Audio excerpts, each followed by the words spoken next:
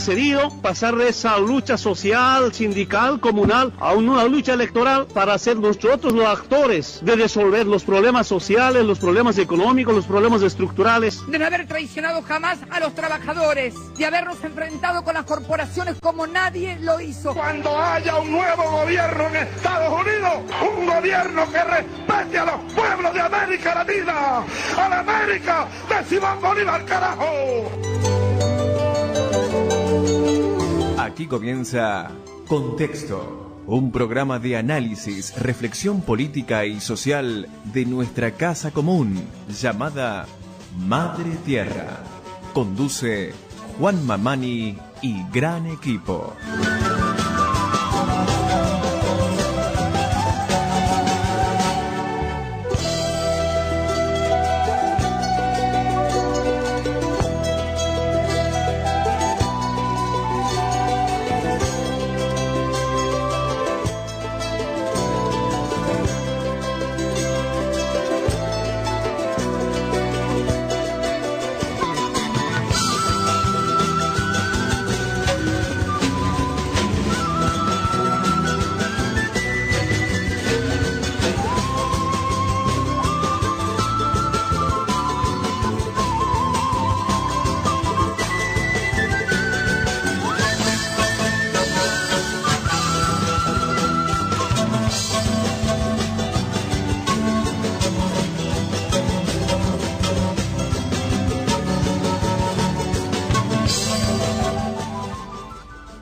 Hola, muy buenos días a todos ustedes, los oyentes de Radio Metropolitana, la radio del pueblo.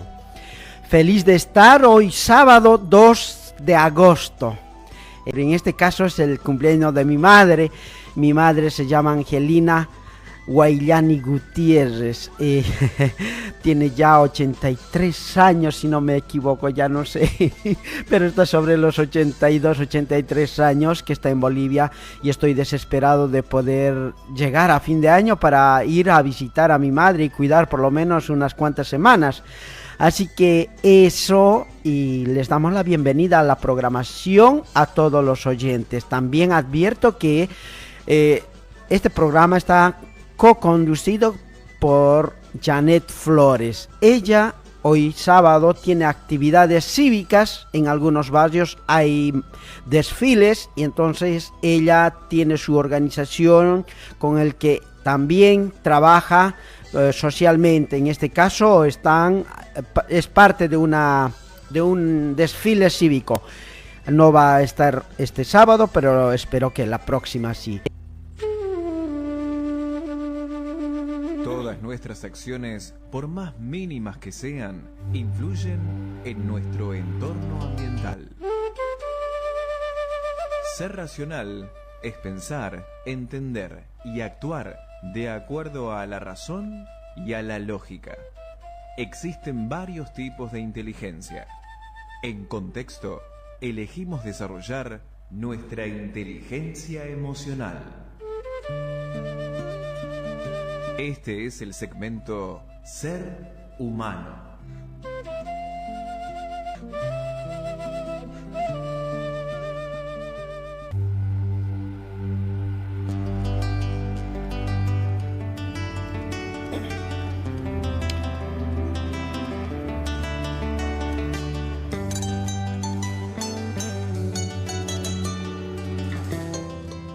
Este sábado 2 de agosto, para nosotros los originarios es una fecha muy importante, porque desde la época de la colonización, 1400, imagínense cómo estaba Europa, que sería Italia, Francia, Alemania, España, todo eso es parte también de Rusia. Todo ese continente europeo estaban en guerra. Esas veces todavía estaban los reinos. Estaban en guerra, invadían y no había quien siempre produzca alimentos. Y cuando se estaban muriendo de hambre, pues han tenido que recurrir a otros lugares, a otros continentes. Y la Iglesia Católica, como tenía ese poder económico y poder de influencia por encima de los mismos reyes, el Papa pues financia. No se explica, no se habla mucho de esto en los libros de historia, pero uno de los principales invasores ha sido también el papado, ¿no? La Iglesia Católica.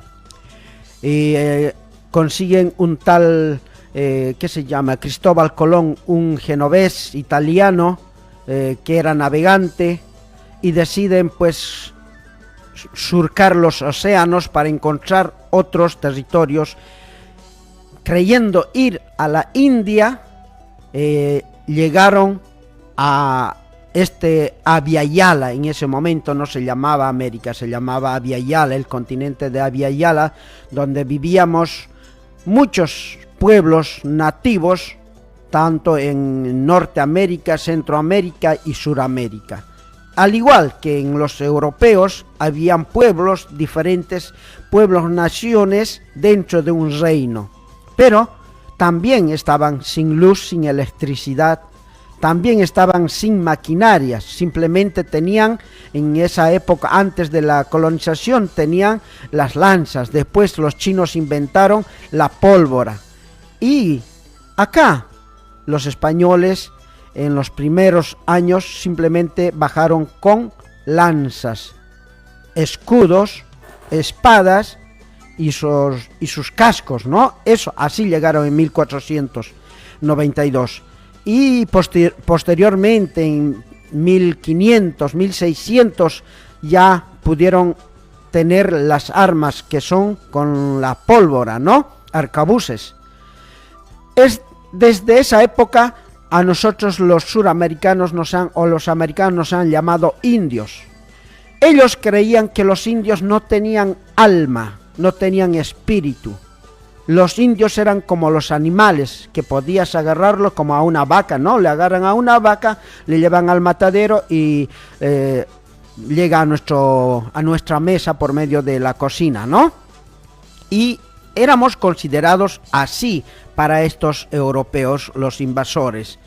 Y con el tiempo, un cura, Bartolomé de las Casas, fue escribiendo de cómo habían sometido a los indígenas de acá de América. Y se sabe, hace la denuncia allá en el papado, pero no le dan importancia, porque ahí todavía habían creado la ley de la Inquisición, la ley de la pernada, donde los curas, si querías casarte, la mujer tenía que quedarse a dormir con el cura. Y muchos de nosotros, nuestros abuelos, nuestros ancestros, es fruto de esa mezcla, ¿no? Del mestizaje entre un europeo y un indígena, un originario, y después entre criollos también. Con el pasar del tiempo, año 600, año 1700, como 100 siglos, 2 siglos, 3 siglos, hasta ahora son más de 5 siglos de sometimiento.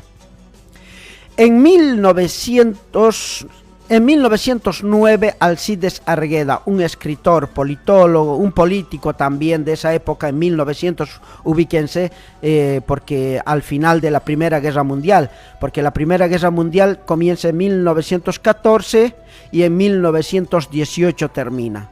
Y entonces Alcides Argueda publica su primer libro que se llama Pueblo Enfermo, 1909. O sea que antes de la Primera Guerra Mundial, porque si la Primera Guerra Mundial fue 1914 y él publicó 1909 su primer libro, Pueblo Enfermo, lo que era Bolivia, porque 1825 se ha creado la República de Bolivia, 1825, y a 1925 sería un siglo, como 100 años, pero antes de 100 años, en 1909, Alcides Argueda publica ese libro Pueblo Enfermo, donde va relatando lo que era la Bolivia, dividido en zonas, la zona andina, la zona de los valles y la zona del oriente, y cuáles son los problemas de esas zonas de los Andes, de los valles y del oriente boliviano. En este caso nosotros vamos a ir al segundo o al libro más renombrado, más conocido de Alcides Arguedas, que es Raza de Bronce. Este libro se ha publicado 10 años después, o sea que al finalizar de la Primera Guerra Mundial. El primer libro o el libro de Pueblo Enfermo en 1909 y en 1914 empieza la Primera Guerra Mundial y termina el 18, y al finalizar la Primera Guerra Mundial, Alcides Arguedas publica su libro Raza de Bronce. Y quiero hoy recordarles el libro un poquito, una sinopsis de lo que era ese libro, que muchos de nosotros de nuestra generación era obligatorio leer el libro Raza de Bronce, La Chascañahui, no recuerdo más otros, pero teníamos libros que se tenía que leer allá para poder graduarse como bachiller, ¿no? Bueno, el libro Raza de Bronce, publicado en 1919, la novela fundacional del indigenismo latinoamericano, escrita por el boliviano Alcides Arguedas. Argumento central de la obra: denuncia la explotación brutal que sufren los indígenas aymaras en el altiplano boliviano, a manos de terratenientes mestizos y blancos, combinando una crítica social cruda con descripciones líricas del paisaje andino. Estas estructuras en dos partes la dividimos. Por ejemplo, el valle presenta la vida de los indígenas y el viaje de los protagonistas. El yermo, no yelmo, ni yerno, sino yermo, retrata la opresión en la hacienda y el desenlace trágico que ocurre dentro de la obra Raza de Bronce. Los personajes principales son, por favor, traten de memorizar porque vamos a hacer un resumen al final. Aguiali era un joven aymara, pescador, esposo de la protagonista también, que se llamaba Guataguara, un nombre muy nativo, muy bonito, Guataguara. Ellos viajan al valle por encargo del patrón, de su patrón, enfrentando peligros extremos, porque esa época no se olviden que no habían carreteras, el transporte era en burro o había las llamas.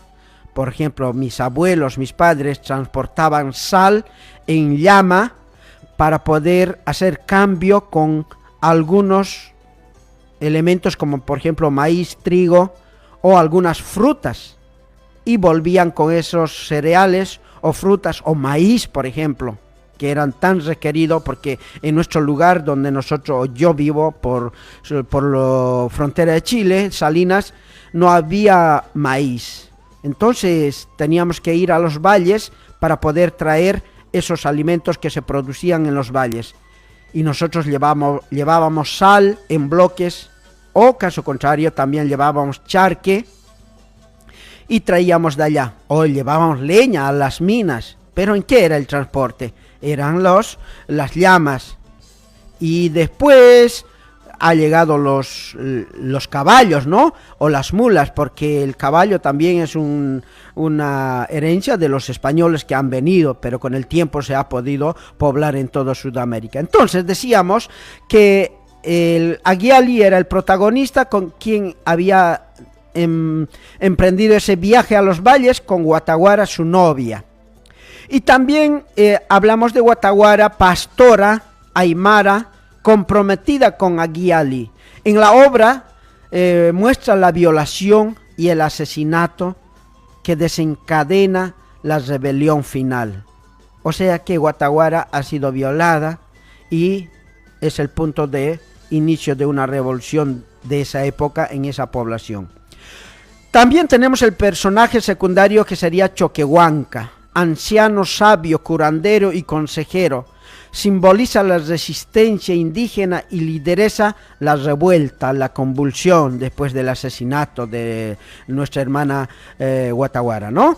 Entonces, otro personaje secundario sería Pablo Pantoja, terrateniente cruel, representa la opresión blanca mestiza personajes del libro Raza de Bronce. Otro personaje también sería Troche, un administrador mestizo, llamado Cholo en esa época, ¿no? Que violó a Guataguara y encarna la corrupción del poder. Ese sería el Cholo. En la época de la esclavitud habían esclavos y también habían esos caporales, esos capataces que andaban con su látigo. Por eso el caporal, la danza del caporal representa a esos esclavos, pero que eran los encargados de mantener el orden en la esclavitud, que trabajaba para el patrón, para el hacendado, para el terrateniente, para el latifundista. Uno que me hizo ver así en vivo bien, imaginar bien, fue una novela brasileña, si no me equivoco, que era Niña Moza. Ahí es donde se mostraba de cómo los hacendados acumulaban mucho dinero y oro a costa de los esclavos. Ellos producían, sembraban café, caña y cosechaban los esclavos, ¿no? Se ocupaban de eso, y los que nacían, los hijos de los esclavos también nacían esclavos. Es triste la historia. Recién con el tiempo se ha podido reconocer a algunos nacidos de esclavos, los nacidos con libertad, de vientre en libertad, no sé qué títulos le han puesto, pero con el tiempo. Y entonces ese es el ambiente de esa época, de cómo nosotros los indígenas hemos sido sometidos, esclavizados durante la colonia, en el año 1500, 1600, 1700, hasta 1800 y todavía 1900 después, casi ya un siglo y medio de la República. En resumen, el libro de la obra Raza de Bronce es el viaje al valle. Aguiali y otros 3 indígenas viajan para vender productos y comprar semillas. El trayecto es una odisea. Cruzan ríos helados, sufren tormentas y pierden a su compañero Manuno, arrastrado por una inundación mientras intenta salvar a su burro. El viaje simboliza la explotación, arriesgan sus vidas por órdenes del patrón, mientras éste se enriquece. Regreso y tragedia. Aguiali retorna y descubre que Troche violó a Guataguara, dejándola embarazada. Pese a ellos, Aguiali la acepta como esposa, pero ella aborta. Guataguara es secuestrada por Pantoja y sus amigos, quienes la llevan a una cueva. Tras defenderse con furia, es asesinada. Su cuerpo es hallado por Aguiali, marcando el punto de quiebre. La rebelión indígena. Choquehuanca, el líder de la comunidad, convoca a la raza de bronce, término que alude a su resistencia física y moral. Se subleva, incendian la hacienda, asesinan a los opresores y destruyen símbolos de poder. El final es abierto, no se sabe si la rebelión triunfará, pero se muestra la dignidad recuperada de los indígenas. El simbolismo, el contexto histórico de todo este libro es muy triste.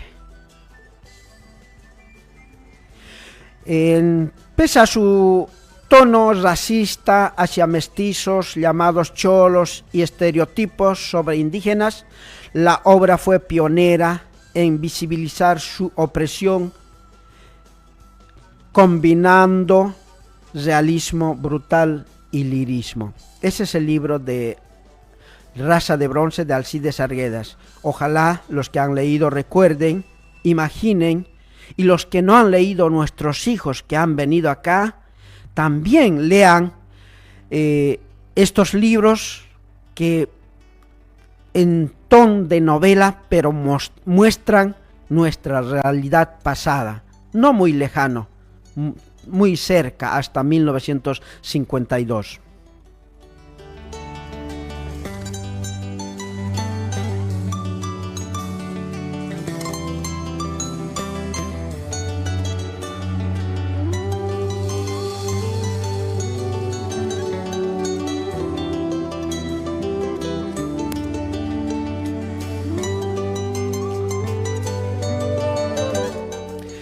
El 2 de agosto fue declarado Día del Indio en Bolivia mediante decreto supremo emitido en 1937, un año después o 2 años después de terminar la Guerra del Chaco, porque la Guerra del Chaco empieza en 1932 y termina en 1935.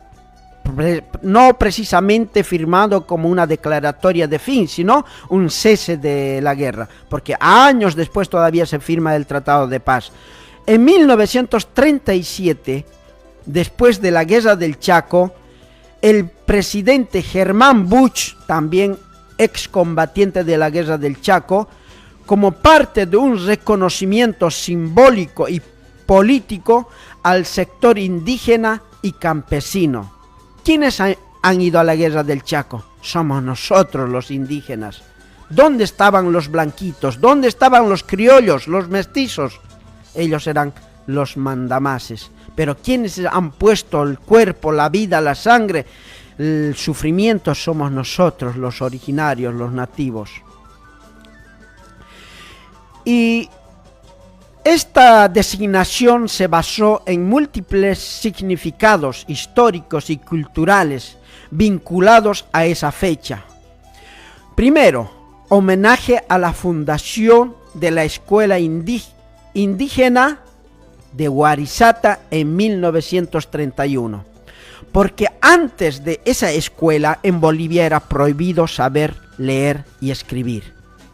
Nuestros abuelos cuentan que nos pinchaban con agujas o ganchos nuestros ojos cuando nos descubrían que estábamos leyendo.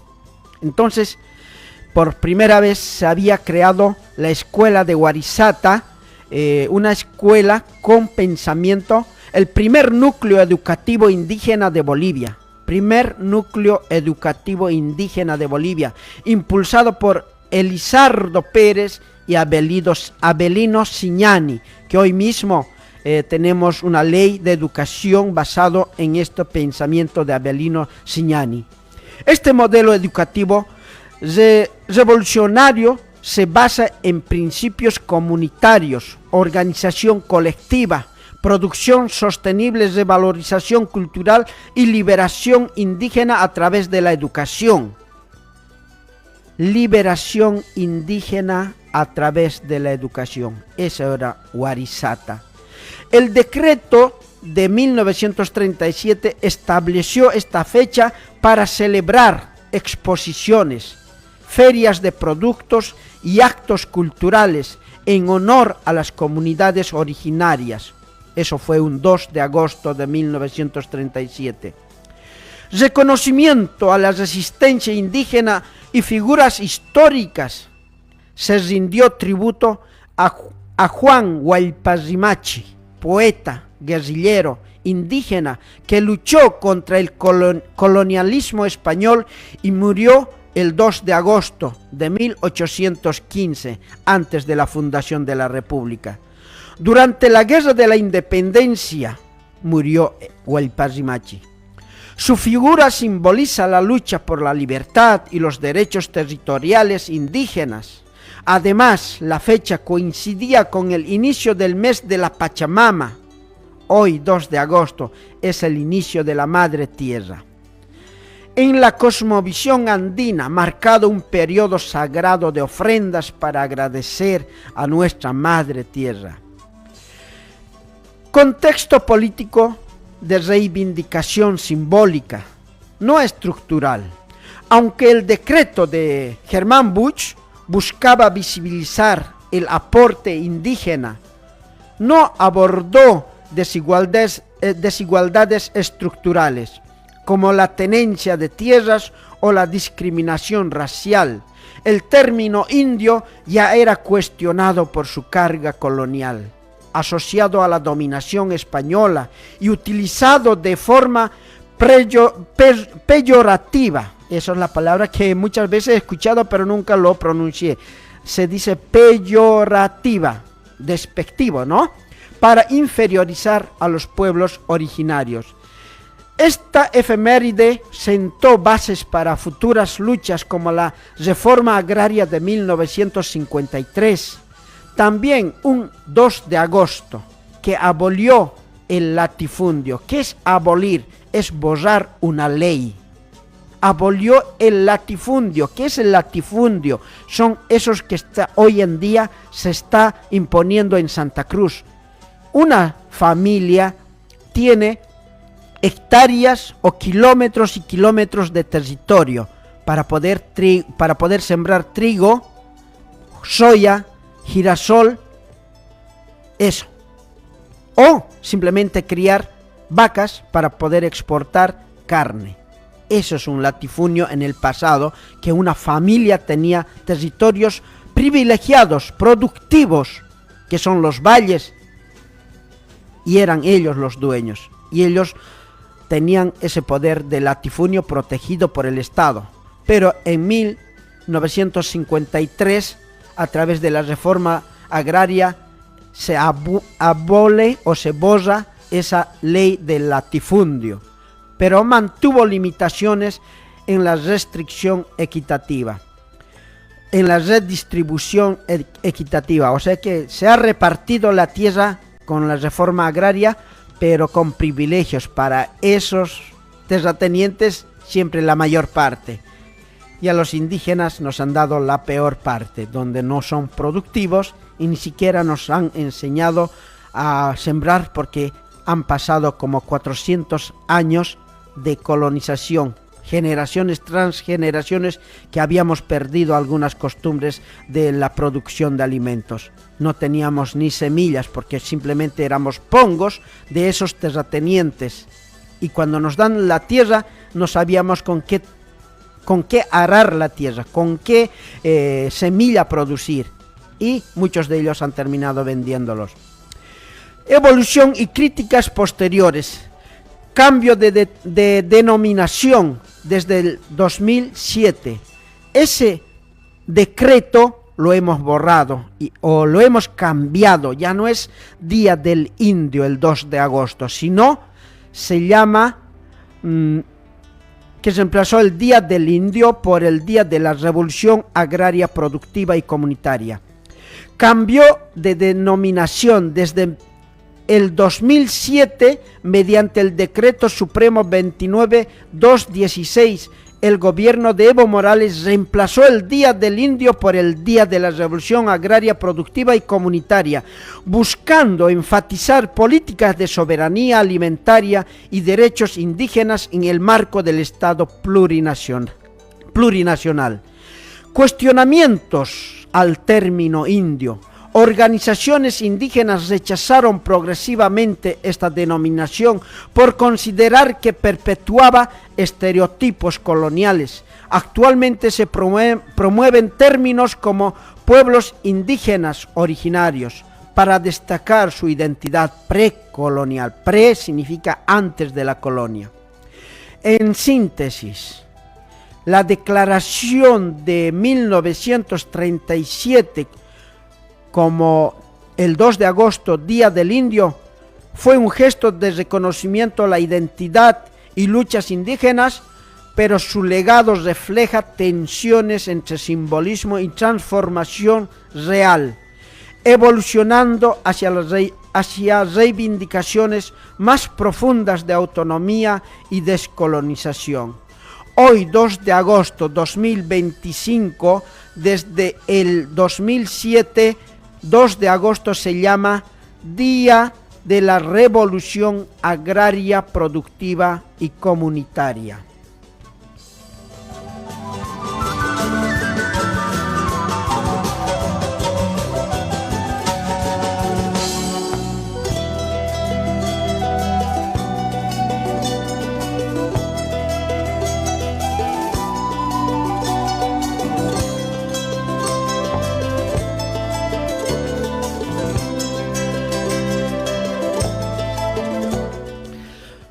uno de nuestros mentores, uno de nuestros abuelos, uno de nuestros ancestros, muy reconocido también, es Fausto Reynaga. Él nos ha enseñado de que nosotros los originarios hemos sido sometidos, hemos sido esclavizados por siglos. Nos han sometido como indios y como indios nos vamos a liberar, decía. Y durante la época dorada, la época mejor parada, digna de Bolivia, fue la época del 2006 al 2019, durante el gobierno de Evo Morales. En ese tiempo se ha podido leer el libro de la Revolución India de Fausto Reynaga. Algunos estudiantes, algunos maestros comprometidos hacían pues que leamos estos libros. El libro de la Revolución India. Si me puedes habilitar el micrófono de esto. Y los estudiantes relataban o resumían esto. Y todos nosotros somos...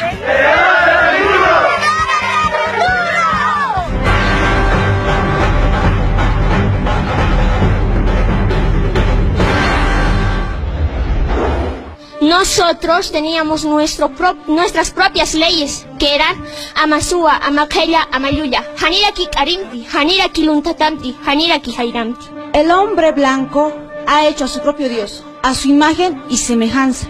O sea, ellos han venido a nuestras tierras, han traído la Biblia, nos dijeron cierren los ojos y recen. Y cuando abrimos los ojos, ellos tenían nuestras tierras, nuestras riquezas, y nosotros teníamos solo la Biblia. Nosotros tenemos una raza, un pueblo, somos unidos y somos una nación. ¿Cuál será la verdadera revolución india que nos plantea Fausto Reynaga? Nosotros solo buscamos nuestra liberación. Fausto Reynaga dice que para dejar de usar el término indio lo vamos a hacer cuando nos liberemos. La verdadera revolución que quiere Fausto Reynaga no es en la vestimenta o como nos podemos ver en el exterior. Lo que quiere es aquí en la mentalidad. La filosofía de nuestros ancestros, de nuestros abuelos, los cuales debemos valorar. Somos casi panja, caucans violencia o tanja, caucansa hiwesiña su tanja, caucansa haucasiña su tanja. Hictasi panan chauca. Hicha kunatsuka Fausto libro de Inagles tanja, ukanak recuperaña sataki. Nuestras culturas como esa Mayuya, Masua, Makaya, tenemos que recuperar eso. Tupac Katari, Bartolina Sisa querían liberarse, pero para llegar a esto hay 3 pasos importantes, que es el poder del indio. Primer paso, la liberación. El segundo paso es la reconstrucción de Tahuantinsuyo. Y el tercer paso es la identificación de toda Indoamérica, lo que es Abya.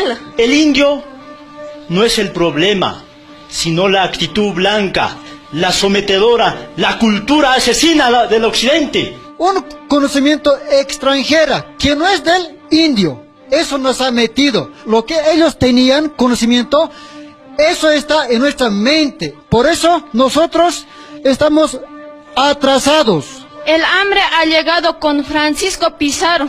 Francisco Pizarro ha traído la pobreza. ¿Qué más ha traído Francisco Pizarro?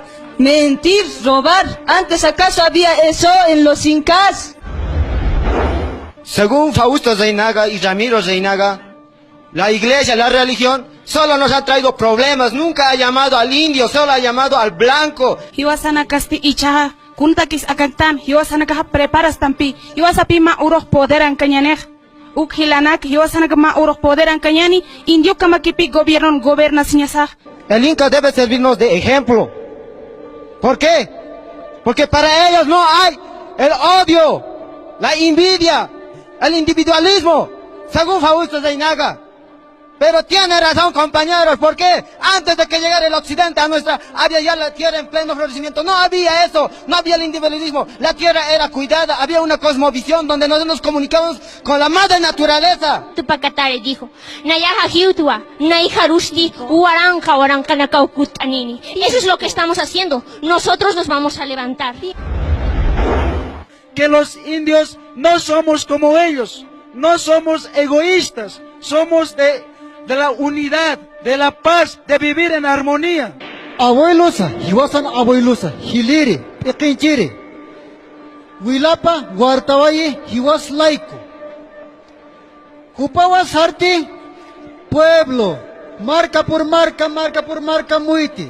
Ukana hilakatana kambi hikisi, kun hamsa, agakara ukana karo, maisaro halanukuisna, kamachna saso amuiti. Amuiti sinha, una cerco. Luri, ka chuquiago, marcana. 500 años nos han dicho indios, nos han humillado, nos han masacrado, nos han quitado nuestras tierras, han traído otras religiones. El indigenismo y el indianismo, hay una diferencia fundamental en las dos. O sea, el indigenismo, ¿qué trata? Es una corriente política que solamente busca integrarse, unirse a una sociedad, a una cultura. A los jóvenes aymaras en especial, ¿no? Que ya no quieren ni vestir, ni escuchar nuestra música. ¿Qué quieren ellos? Ya no quieren nuestras comidas, quieren comida chatarra. ¿Qué prefieren? Prefieren aprender el inglés de los gringos. Nosotros somos una nación y como tal debemos de luchar con la fuerza de Tupac Katari y Bartolina Sisa. Cuando podemos ir a un lugar, a un país extranjero, a ver, imagínense, vamos a ir de pollera, con ahuarcas. Nos van a discriminar, pero eso sí, tal vez ellos nos van a cambiar nuestra ropa, nuestra vestimenta, nuestra forma de hablar, de expresarnos, pero ellos nunca nos va a cambiar nuestra sangre, nuestro corazón aymara, nuestra lengua. En las guerras que han pasado, Eduardo Aborroa, que ha defendido el litoral, cuando la historia verdadera dice que él era un gran terrateniente, estaba defendiendo sus tierras. Antes el indio no podía llegar a un grado superior, a una jerarquía más alta. Hoy en día, gracias a nuestro presidente Juan Evo Morales Ayma, el indio puede llegar el grado con la capacidad que tiene. Pero hiwasahap ekesah uthistua amstar sartañataki, hiwasaha hichuru sartasan ukal libro de Fausto Reinaga ukleisa hichaja amuita tasqtanwa. Kunteja indi hamarua unjawa Cristo, hichaja indi hamawa hiwasaha, agat akisiwita mistophañani. Antes de leer el libro, nosotros pensábamos diferente. Ahora que leemos, pensamos de distinta manera. Sabemos quiénes somos, a dónde vamos y qué queremos. La obra de Fausto Reinaga, Revolución India, yo les invito a que todos lean este libro, sobre todo a los jóvenes, y para que recuperemos nuestra identidad. Gracias a este libro hemos abierto los ojos. Hemos descubierto cosas que no sabíamos y estamos aquí debatiendo acerca de eso para lograr algo mejor, un futuro mejor para el país.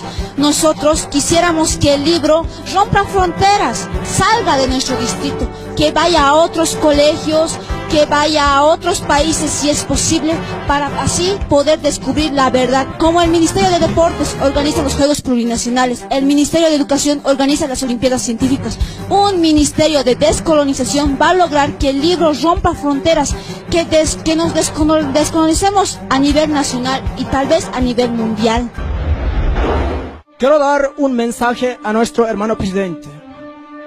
Hermano presidente, nosotros no tenemos derecho todavía al voto, pero sí nosotros tenemos derecho a luchar. Para eso nosotros nos preparamos. Hermano presidente, quiero propagar mis ideas. Usted, presidente, que has construido este proceso de cambio, este proceso de cambio nosotros vamos a defender. No te confíes en el cholaje boliviano que puede estar presente en tu lado. Pueden estar administrando el Estado, pero no te confíes en ellos. Ellos pueden tener un pensamiento ambivalente. Ellos cualquier momento te pueden hacer una traición, pero confía siempre en tu raza. Nosotros somos tus hermanos menores y nosotros tenemos que seguir luchando por la fuerza política de liberación como planteaba Justo Reinaga. Eso ha llegado. El indio se ha levantado hoy día. Hoy el indio está erguido. Hoy el indio ha levantado la cabeza.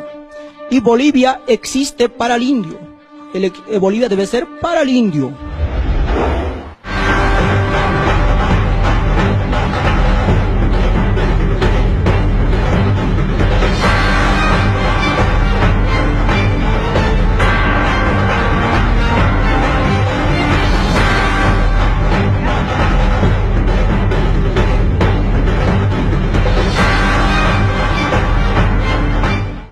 Bueno, el último que me conmovió, dice el mensaje para Evo Morales: no te confíes en el cholaje. ¿Quiénes son los cholos? En el libro de Raza de Bronce decía, no, el cholo era ese tipo capataz, aquel mestizo que había sido, no es originario, tampoco es criollo, sino es un mestizo, una mezcla de sangre, de genes, pero que se cree que es superior al indio, al originario. Pero sin embargo, muchos de nosotros somos mestizos, y algunos, como el caso mío, somos originarios. Nuestras sangres casi no se han mezclado mucho, porque lo delata nuestros genes, nuestra piel, nuestros genes y nuestros apellidos también. Tiene mucho que ver el apellido, aunque algunos los genes pueden demostrar muy nativos propios de Suramérica, pueden tener apellidos, por ejemplo, cambiados. Se había cambiado un tal ex vicepresidente Víctor Hugo Cárdenas. Lo invitaron a un programa de televisión de Sábado Gigante. Don Francisco le preguntaba, ¿usted se llama siempre Choquehuanca? O digo Cárdenas, y él ahí cuenta: nosotros hemos sido perseguidos, los originarios, los nativos, discriminados tanto que por el apellido y por lo físico también nos hemos puesto sacos, traje, corbata, pero por lo menos nuestro apellido hemos podido disimular y hemos cambiado nuestro apellido. Yo no soy Cárdenas, mi apellido originario es Choquehuanca, dijo.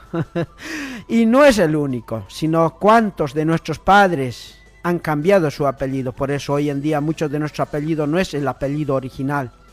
Y nuestra piel o nuestra cara no lo puede cambiar eso. Así que hay que revisar nuestro árbol genealógico, saber de dónde venimos, a dónde vamos. Y otro que me gustó también, nosotros antes que llegaran los colonizadores,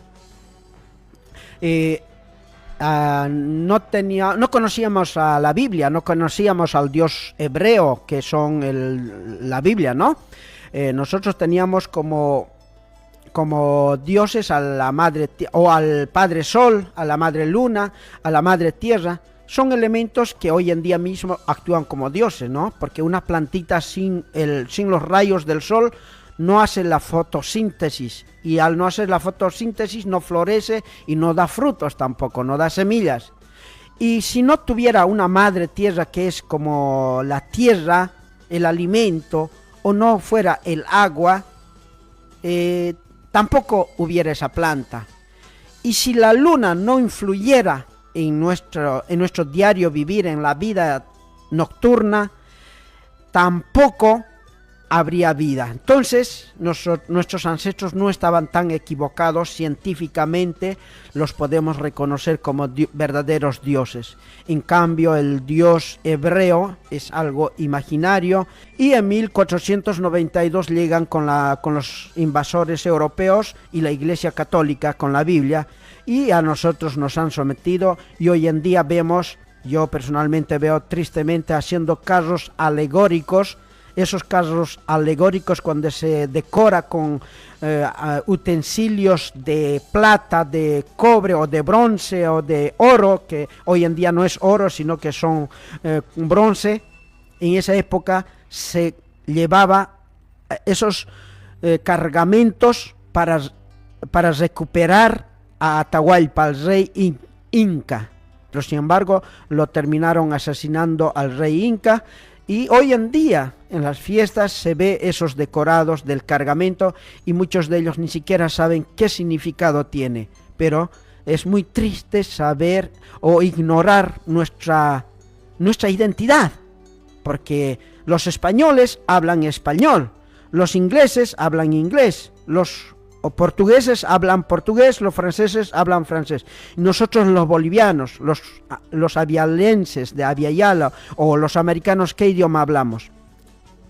Lamentablemente el castellano de nuestros colonizadores. ¿Por qué un día no hablar como lengua principal una lengua originaria, por consenso decidir una lengua propia de Bolivia? Imagínense.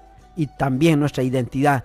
a partir de ahí generar científicos, a partir de ahí crear grandes literarios, científicos o profesionales con identidad propia, made in o hecho en Bolivia. ¿Qué les parece? Bueno, llegamos al final de la primera hora, a la tanda publicitaria. Y están, subí. Metropolitana, la radio del pueblo.